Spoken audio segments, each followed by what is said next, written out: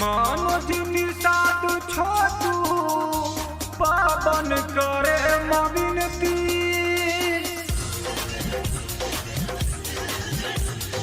ललसाई है बमैया घर ही में हमरा रहती।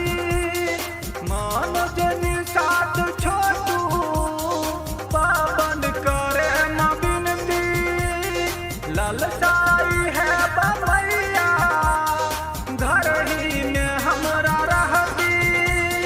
नित दिन पूजा करती आशीष हम पैती। बिना बाली माई हंस बाली माई। जर जर बहे मायखिया जर जर बहे मायखिया। कैसे करी विदाई बिना बाली माई हंस